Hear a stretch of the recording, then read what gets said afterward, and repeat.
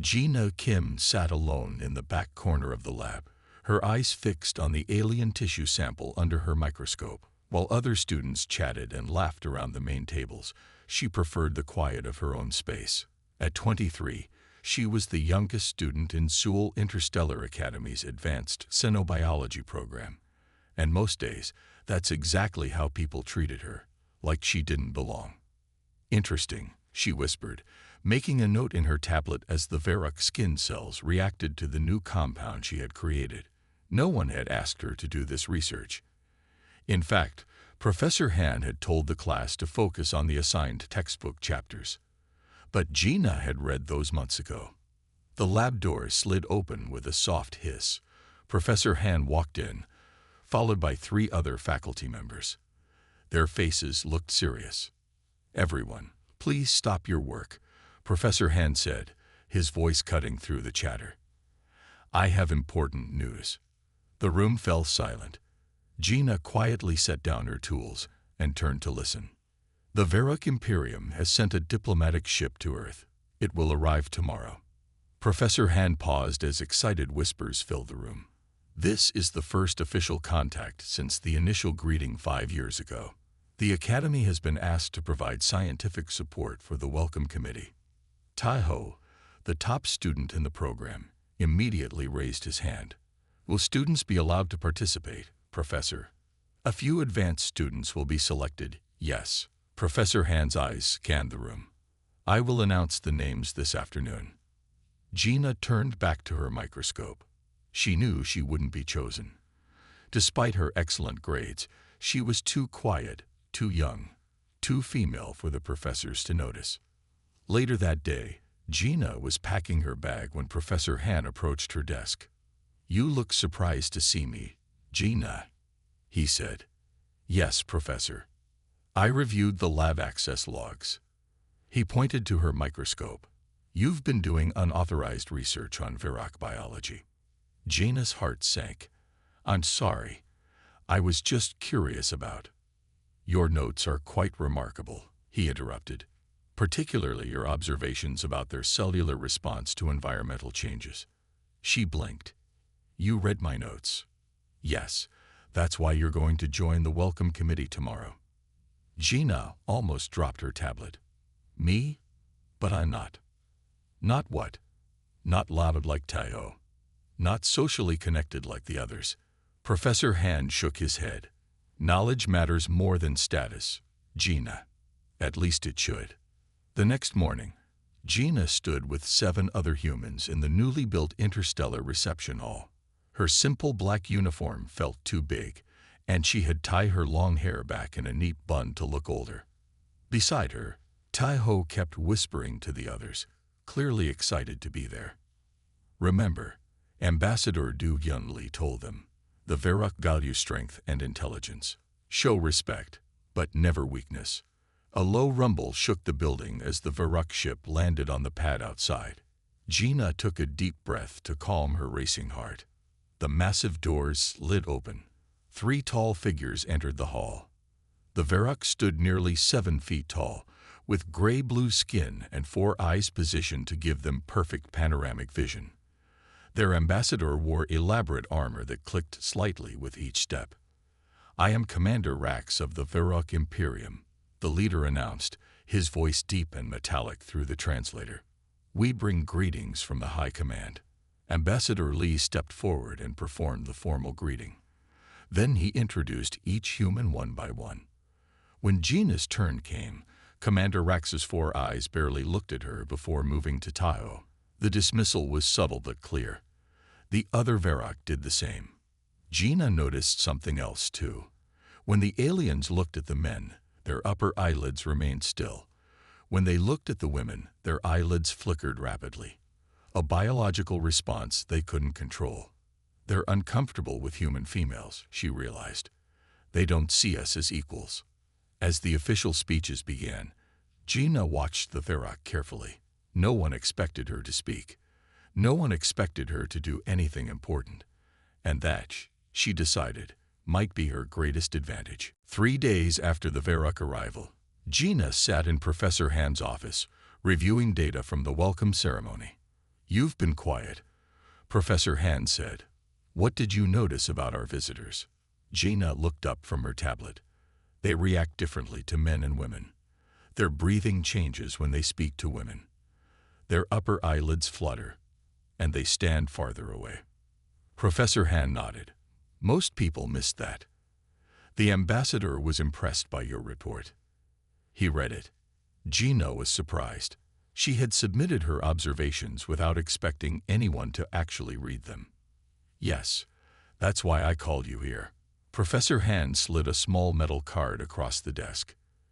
"You've been invited to join the delegation visiting the Varrock ship tomorrow." Gina stared at the invitation. There must be a mistake. "No mistake. Your understanding of their biology makes you valuable." Professor Han's face grew serious. "But be careful. The Varrock are not known for their honesty." The next morning, Gina joined 5 other humans at the shuttle bay. Tahoe was there, talking loudly about his expertise in interstellar relations. Ambassador Lee stood quietly reviewing notes. 2 military officers and a trade minister completed the group. "I don't remember approving you for this mission," Tahoe said when he noticed Gina. "The ambassador requested her," one of the officers said before Gina could answer. Tahoe's face hardened. "Just stay out of the way. This is too important for mistakes." A shuttle ride to the Varrock ship was short. Gina watched through the window as they approached the massive vessel. It looked like a giant metal sea creature with spikes along its sides. Commander Rax met them in the docking bay. "Welcome to the Destiny Bringer," he said through his translator. "We are honored by your presence." The group followed him through wide hallways. Gina noticed the air smelled slightly sweet, like burnt sugar. She also noticed the temperature was rising the deeper they went into the ship. "This is our command center," Commander Rax announced as they entered a large room filled with Varrock working at strange curved consoles. While Ambassador Lee and the others asked questions about Varrock technology, Gina quietly observed the aliens. Something seemed off about their movements. In the welcome hall on Earth, they had been perfectly coordinated. Here, they occasionally twitched or jerked slightly. "They're uncomfortable," she realized. "But why?" "We have prepared a special tour of our research facilities," Commander Rax announced. "Our scientists are eager to share knowledge with Earth's finest minds." As they walked, Gina fell slightly behind a group. She noticed a door that didn't fully close as a Varrock scientist hurried through it. Through the gap, she saw tanks filled with glowing blue liquid. "Curious about our hydroponic systems?" a voice asked behind her. Gina turned to find a smaller Varrock watching her. His uniform was simpler than the others. "I'm Krell, Junior Science Officer," he said. "You must be the xenobiologist. The commander mentioned your work." He did. Gina couldn't hide her surprise. "Yes, we value those who observe closely." Krell's 4 eyes blinked in sequence. "Though many of my colleagues believe humans lack the mental capacity to truly understand Varrock science, especially human females." "What are you growing in there?" Gina asked, pointing to the room with the blue tanks. "Just nutritional supplements," Krell said quickly. "Nothing interesting." But Gina had seen something else in that room. The tanks had Earth labels on them, and she recognized the molecular structure displayed on a screen inside. It was similar to a human respiratory protein. "You should rejoin your group," Krell said, suddenly formal.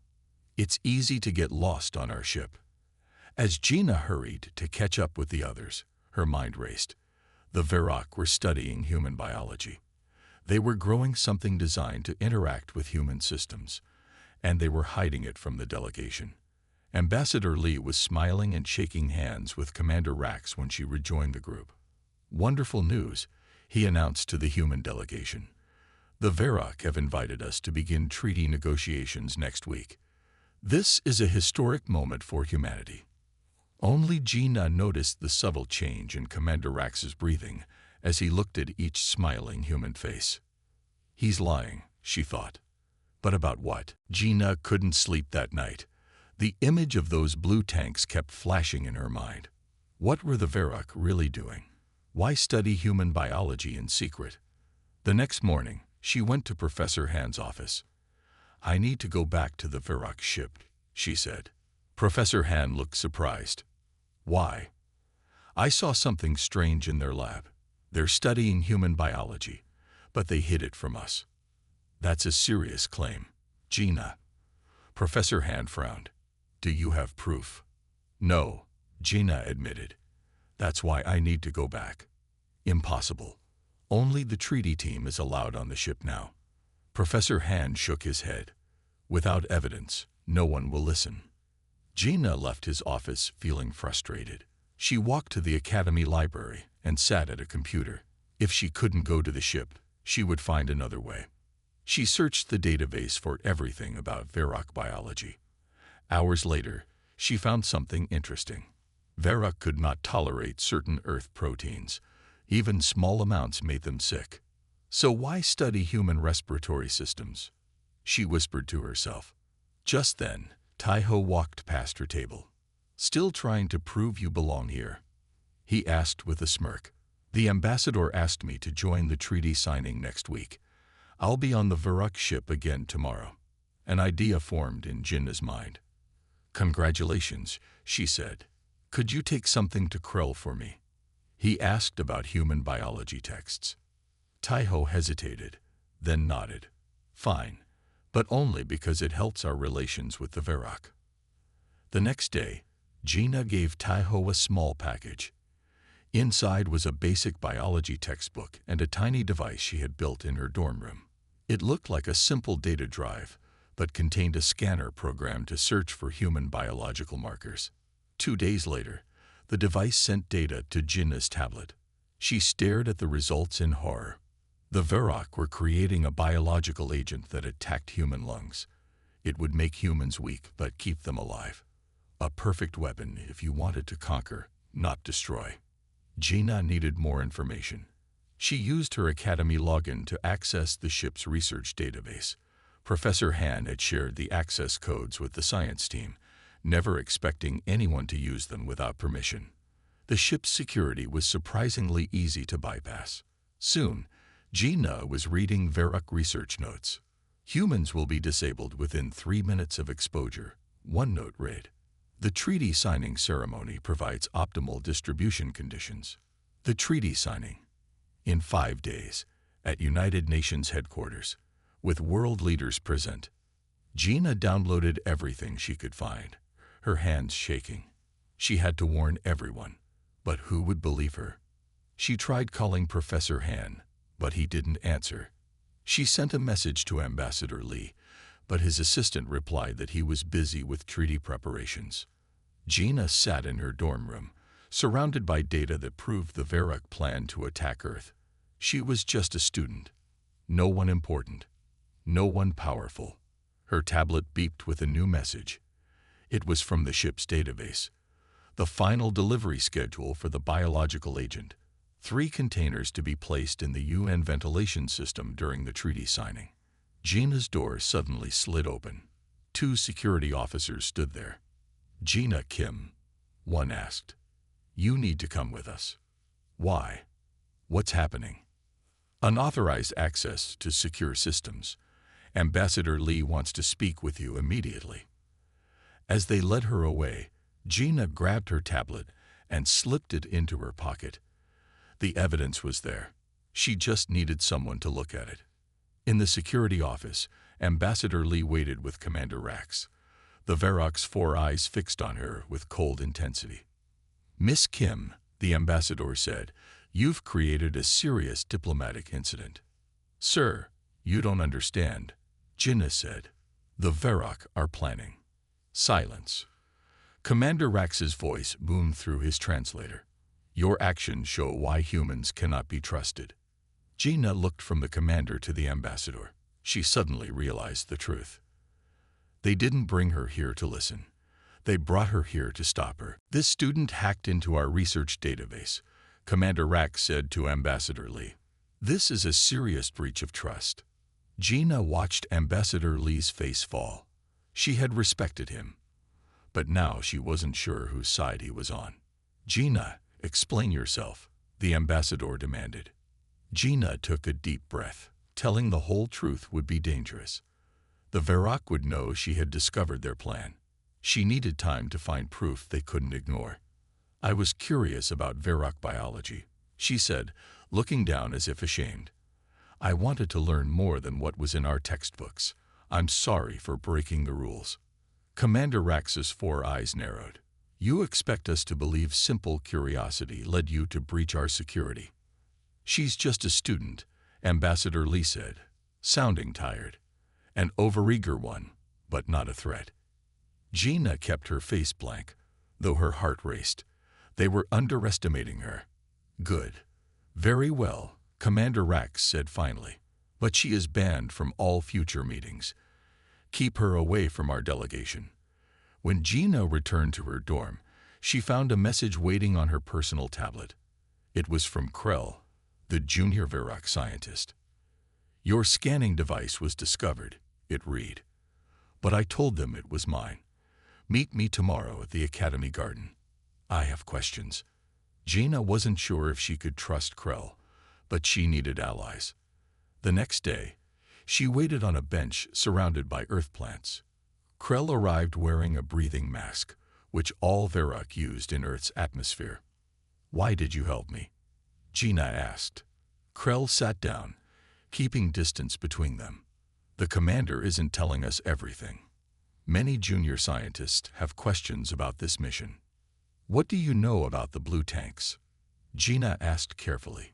They contain a modified version of human lung proteins, Krell said. We were told it's for making better breathing masks. He paused.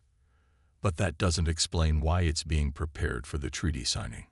Gina decided to take a risk. It's a weapon, isn't it? Something to make humans weak. Krell's 4 eyes blinked rapidly. If that's true, it goes against our scientific ethics. We're explorers, not conquerors. He stood up suddenly. I need to check something. Meet me here tomorrow. But Krell never came to their next meeting. Gina waited for hours before giving up. That night, she received a final message from him. You were right. Be careful. They're watching you now. With Krell gone, Gina knew she had to act alone. She couldn't go to the Varrock ship again. She couldn't access their database, but she still had the data she downloaded. For the next 3 days, Gina barely slept. In her small dorm room, she analyzed the Varrock biological agent. She needed to create something that would neutralize it without harming humans. Gina modified her personal research equipment to run tests. She tried different compounds, different approaches. On the second night, she thought she had a solution, but the test failed. On the third night, she finally created a compound that worked in her simulations. It's not perfect, she whispered to herself, looking at the small vial of clear liquid, but it might be enough. She created 3 doses and hid them in her pocket. Then she sent all her research data to her private server with instructions to release it publicly if she didn't return in 48 hours. The treaty signing was the next day. Gina had been banned from the ceremony, but she knew she had to be there. The future of humanity depended on it. She picked up her student ID and looked at her tired face in the mirror. No one had ever expected much from her. No one believed she could make a difference. They don't see me, she said to her reflection. And that's exactly why I'll win. Gina packed a small bag with everything she would need. It was time to put her plan into action. While the Varrock were watching for direct attacks, she would move silently, just as she always had. The girl they had all underestimated was about to become humanity's last hope. The morning of the treaty signing, Gina woke early. She had a simple plan. Get into the United Nations building, find the ventilation control room, and add her countermeasure to the system before the Varrock could release their weapon. She put on her academy uniform and pinned her hair up neatly. She looked like any other student. Forgettable. That was her advantage. As she walked out of her dorm, she almost bumped into Taiho. Where are you going? He asked. You're banned from the ceremony. Just to the library. Gina lied. Good luck today. Taiho smiled proudly. This treaty will make my career. Everyone will remember who helped create peace with the Varrock. If only you knew, Jinna thought. But she just nodded and walked away. At the bus station, Gina bought a ticket to New York, where the UN headquarters stood. The ride was long, giving her time to review her plan again and again. When she arrived, the streets around the UN building were crowded with protesters and supporters. Signs read, "Welcome alien friends," and "Don't trust the Varrock." Security guards checked IDs at every entrance. Gina walked around the building, looking for a way in. Her student ID wouldn't be enough. She needed help. Her tablet beeped with a message from Professor Han. "Where are you?" "The Academy is looking for you." Gina hesitated, then replied, "I need to get into the UN building. It's important." Minutes later, he answered, "Meet me at the east entrance in 30 minutes. Gina felt relief wash over her. Professor Han believed her. He would help. At the east entrance, she waited nervously. Finally, she saw Professor Han approaching with 2 security guards. "There she is," he said, pointing at Gina. "The student I told you about." The guards moved toward Gina quickly. One grabbed her arm. "What's happening?" she asked, confused. "I'm sorry, Gina," Professor Han said. "Ambassador Lee called me. They think you might try to disrupt the ceremony. I had to tell them where you were." Gina couldn't believe it. Professor Han had betrayed her. "You don't understand," she said desperately. "The Varrock are planning to attack us today. This is why we're concerned," Professor Han told the guards. "She's been making wild claims about the Varrock for days. The stress of the program has been too much for her." "No." Gina tried to pull away. "Check my research. Look at the data." The guards began leading her away when suddenly a familiar voice called out. "Stop." It was Krell, the junior Varrock scientist. He was without his breathing mask, struggling to speak in Earth's air. "She's telling the truth." Everyone froze in surprise.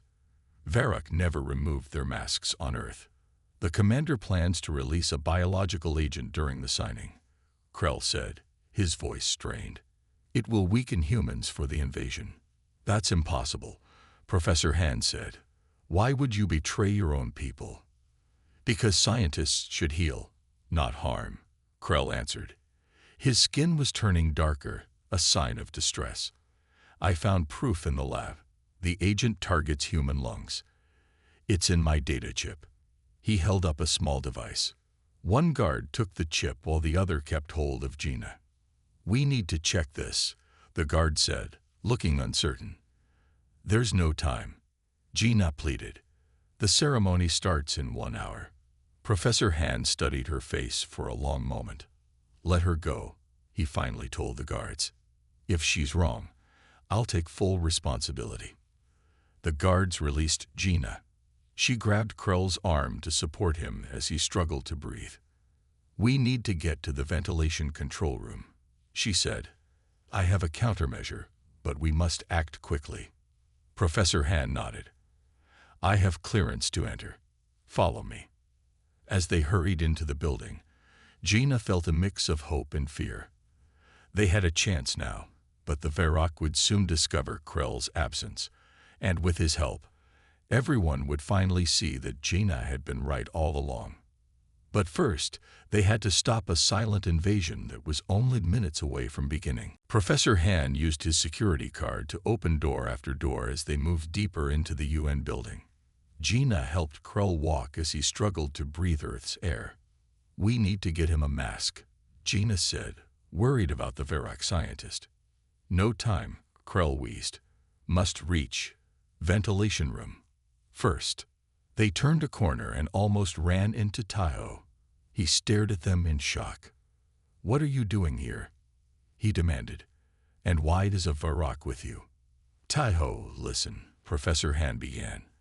"The treaty signing is about to start," Taiho interrupted. "And you're helping the person who was banned from attending." He pulled out his phone. "I'm calling security." Gina stepped forward.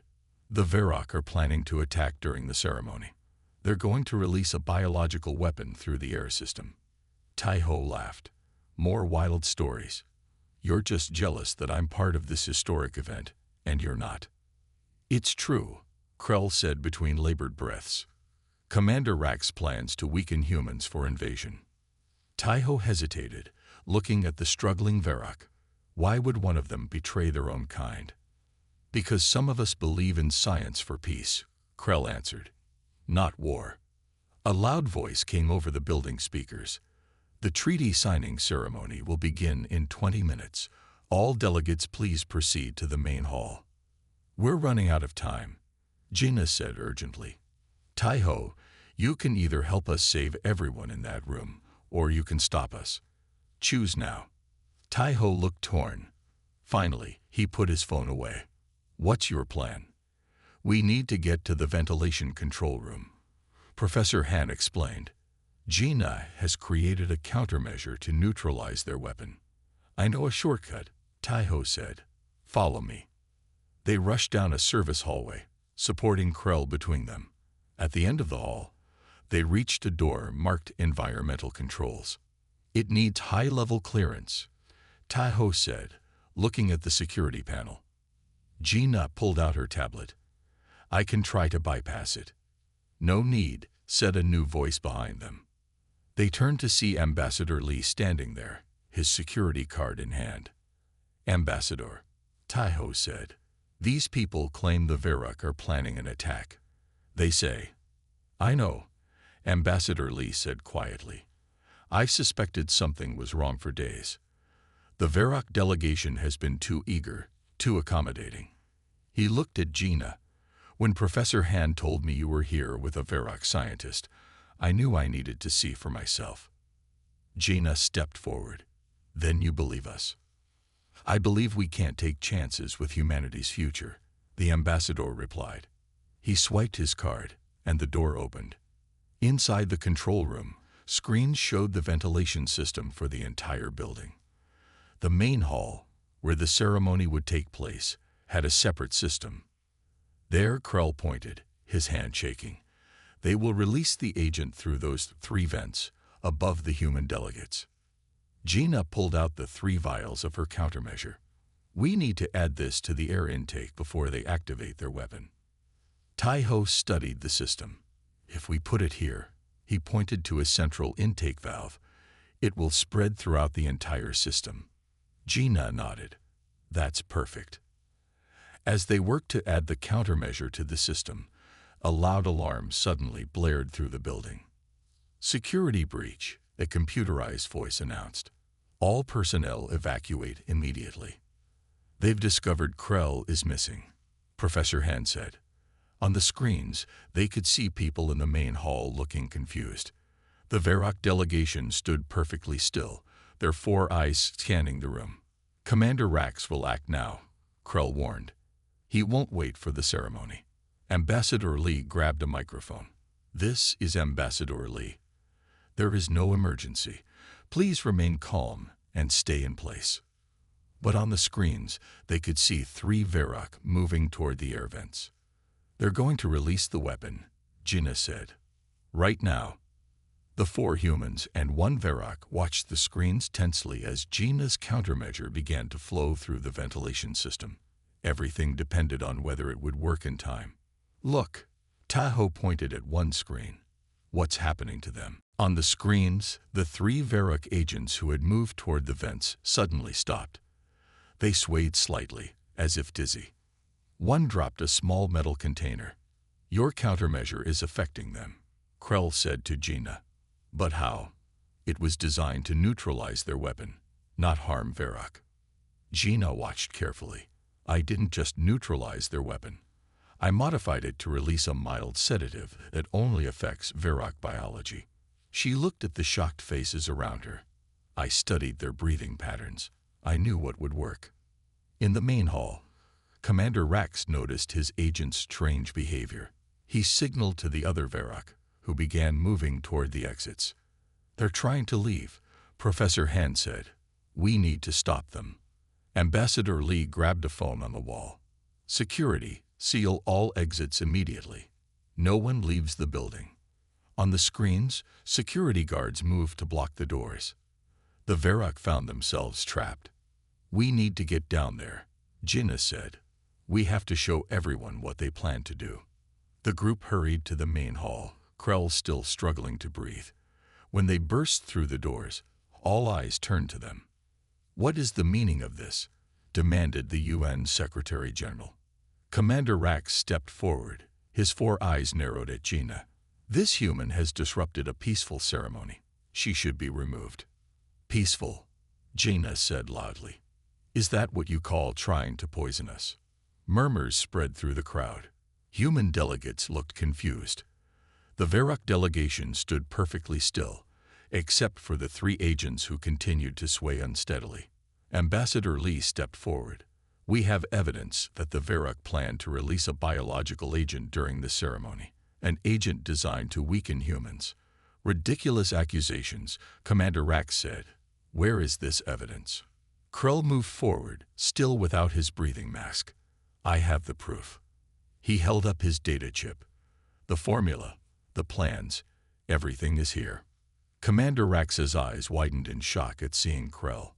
"Traitor," he hissed. "The real evidence is right there," Jinnah said, pointing to the 3 swaying Varrock. "Check what they're carrying." Security guards approached the Varrock agents.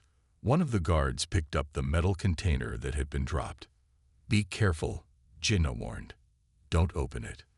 The Secretary-General stepped closer. "What is happening here?" Jinnah took a deep breath. The Varrock never wanted peace. They planned to release a biological weapon today that would weaken humans, making Earth easy to conquer. "We created a countermeasure that not only neutralized their weapon, but also affected the Varrock who were carrying it." "This is all a misunderstanding," Commander Rax insisted.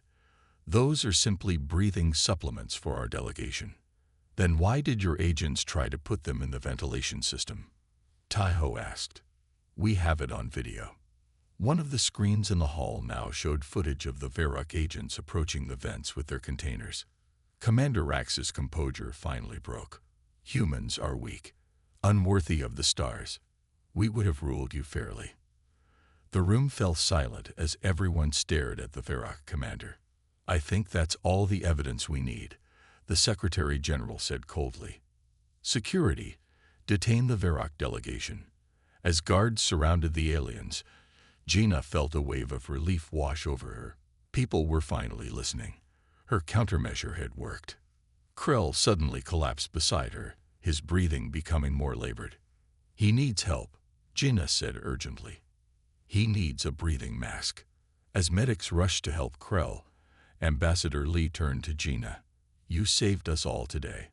How did you know what they were planning?" Jinnah looked at the chaos around them, the angry Varrock being detained, the shocked human delegates, the media capturing everything. "No one expected me to notice anything," she said simply. "No one expected me to fight back. That was their mistake." The next few hours passed in a blur for Jinnah. Security teams swarmed the building. The Varrock delegation was held in a secure room. News of the failed attack spread across the world. Krell was taken to a special medical unit where doctors created a breathing environment similar to the Varrock homeworld. Jinnah visited him as soon as she was allowed. "You risked your life," she said, watching him breathe more easily in the special chamber. "As did you," Krell replied. "My people will not forgive me for this betrayal." "Earth will protect you," Jinnah promised. "You helped save millions of lives today." Later that evening, Jinnah sat in a conference room with Ambassador Lee, Professor Han, and several government officials. They had been discussing what to do with the Varrock prisoners for hours. "We need to question Commander Rax," a military general said. "Find out if there are other Varrock ships near Earth." "He refuses to speak to anyone," an intelligence officer replied. "He says humans are beneath his notice." Jinnah, who had been quiet for most of the meeting, finally spoke up. "He might talk to me." Everyone turned to look at her. "Why would he talk to you?" the general asked. "Because he underestimated me once," Jinnah said. "He might want to know how I figured out their plan." After some debate, they agreed to let Gina speak with Commander Rax under heavy security. They led her to a room where the Verok commander sat alone, his 4 arms bound to a special chair designed to hold his alien form. Gina entered slowly and sat across from him. Commander Rax's 4 eyes focused on her with burning hatred. "The human child," he said, his translator making his voice sound flat. "Have they sent you to gloat?" "No," Gina said calmly. "I came to ask why. Why attack a species that offered friendship?" Commander Rax made a sound that might have been laughter. "Friendship? Humans have no concept of true friendship. You fight among yourselves constantly. Your planet is divided. You would have fallen easily. But we didn't fall," Gina pointed out. "Your plan failed. Because of 1 human and 1 traitor," Commander Rax hissed. "A lucky chance." Gina leaned forward. "Not luck. You failed because you thought humans were simple. You thought women were weak. You never considered that I might be watching you, learning about your biology, finding your weaknesses." Commander Rax fell silent for a moment. "How did you know about the agent? Our scientists worked for years to make it undetectable." "It wasn't undetectable to someone who paid attention," Gina explained. "I noticed how the Verok on your ship moved differently than on Earth. The agent you were creating affected your own people slightly. That's why you kept it in separate labs." The commander's eyes widened slightly. "And then," Gina continued, "I analyzed the molecular structure I saw on your lab screens. It was designed to bond with human lung cells. Once I understood what it was, creating a countermeasure was just chemistry. Impossible." Commander Rax whispered, "No single human could have done this." "That's why you failed," Gina said simply. "You saw what you expected to see. A young woman who couldn't possibly be a threat." She stood up to leave, but paused at the door. "There's something else you should know. The countermeasure I created is now being added to Earth's water supply. It will make all humans immune to your weapon for years. If the Verok fleet is planning to attack, they should reconsider." This was a lie. Her countermeasure only worked in the air, not water. But Commander Rax didn't know that. The commander strained against his bonds. "You're lying."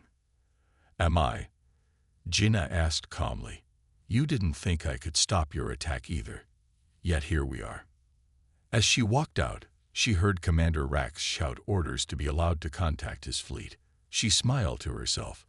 Sometimes, the appearance of strength was as useful as strength itself. In the observation room, Ambassador Lee looked impressed. "Well done. Do you think he believed you about the water supply?" "He's not sure," Gina replied. "And that uncertainty might just keep Earth safe a little longer." 3 months after the failed Verok attack, life had changed dramatically for Gina Kim.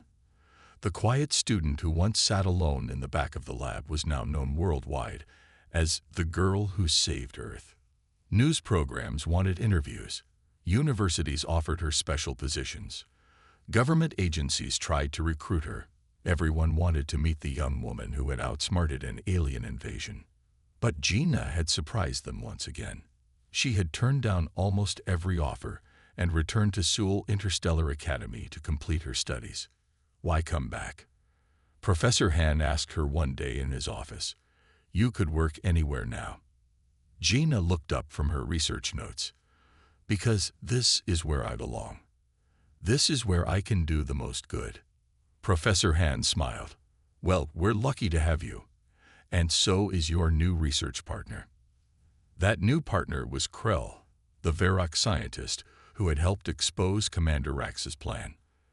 Unable to return to his homeworld, Krell had been granted asylum on Earth. He now worked with Gina in a special laboratory designed with an atmosphere he could breathe comfortably. Together, they led Earth's new alien biology research team. Their work focused on understanding different species and finding peaceful ways for them to interact. The test results looked promising, Krell said as Gina entered their lab that morning. He pointed to a screen showing a new breathing mask design. "This will allow Verok to visit Earth without discomfort. and without the ability to release biological agents, Gina added. The new masks had special filters she had designed. As they worked, Tai-Ho entered the lab. He had changed too in the past months. The once arrogant student was now more thoughtful. The UN Security Council meeting is about to start, he told them. They want you both to join by video. Gina nodded. The council was discussing what to do with Commander Rax and the other Varrock prisoners. On the large screen, they could see Ambassador Lee and leaders from around the world. The ambassador smiled when he saw Gina. Miss Kim, the council has reached a decision regarding the Varrock, he announced. We will return Commander Rax and his crew to their home world tomorrow. Are you sure that's wise? Gina asked. They might try to attack again. We don't think they will, the ambassador replied. Our long-range sensors have detected the Varrock fleet retreating from our solar system. Your bluff about the water supply seems to have worked. Gina felt relief wash over her. Earth was safe, at least for now. After the meeting, Gina walked through the academy gardens. Students and teachers nodded respectfully as she passed. Some still found it hard to believe that this quiet young woman had saved them all. She sat on a bench and looked up at the stars. Somewhere out there, other alien races were watching Earth. Some might be friendly. Others might not. Mind if I join you? The voice asked. Gina looked up to see Sunmai, another student who had recently joined her research team. I was just thinking about what's out there, Gina said, moving over to make room. Do you think they'll try again? The Varrock, I mean, Sunmai asked. Maybe, or maybe it will be another species next time. Gina's voice was calm. But we'll be ready. Because of you, Sunmai said with admiration. Gina shook her head. Because we know now what we're capable of. All of us. As they sat looking at the stars, Gina thought about how much had changed. The world now understood that the universe held dangers as well as wonders. But they had also learned an important lesson. Never underestimate someone just because they're quiet or young or female. Sometimes the person you least expect is exactly the one who will save you all. Later that night, Gina returned to her lab to find a message waiting for her. It was from a new alien race requesting first contact with Earth. They had asked specifically to speak with the human who values observation over force. Gina smiled. Perhaps this time, things would be different. Perhaps this time, they could build true understanding between worlds. She began preparing for humanity's next great challenge, ready to face whatever came from the stars.